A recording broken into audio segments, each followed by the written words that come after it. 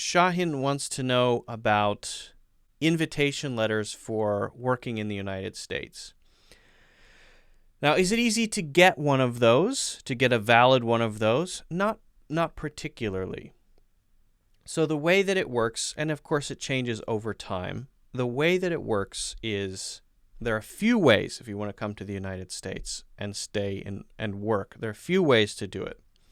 One is a special class of it's a special class of passport that can become, or excuse me, a special passive visa that can become a green card eventually, which is called the EB-5, and there's another EB-1, but they're more investment types where you have to invest, I believe, over $500,000 into a project or company in the United States, and then that gives you certain access or certain rights to live and work in the United States for a period of time.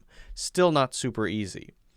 Then there's the, of course, student visa, and I believe if you get a student visa to a university, then that can become a work visa if you get an offer from a company within a certain period of time. So it will extend or transfer over to the company if you get an offer from that company after you finish the education.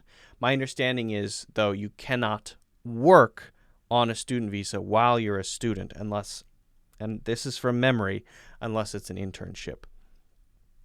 Then there's the standard work visa. Now, there are some requirements. So you can't just have one person in the United States write a letter and invite you over.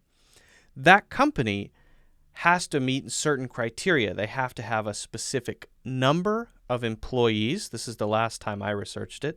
They have to meet a few different requirements. A certain number of employees, certain size, and then, of course, you have to get the offer. So they have to see a reason to want to hire you above everyone else who's already here. Because actually it's quite expensive and inconvenient to host someone in the United States as a worker for a company. There's a legal process and it's financially kind of expensive. People do it. It happens all the time, but it's definitely a challenge to overcome. The other way would be to get a green card through marriage.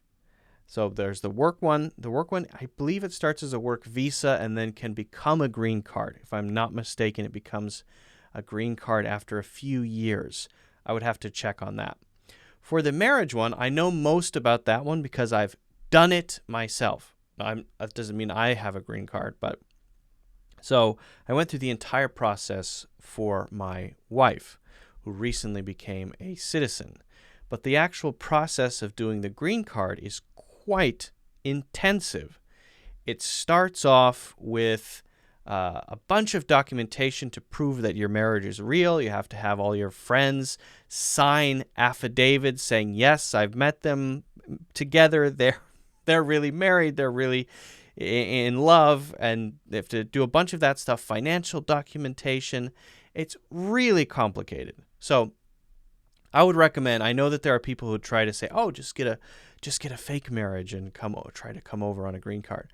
Do not do that, okay? Because you're signing up for something that's 5 to 7 years long, this process, and it's illegal.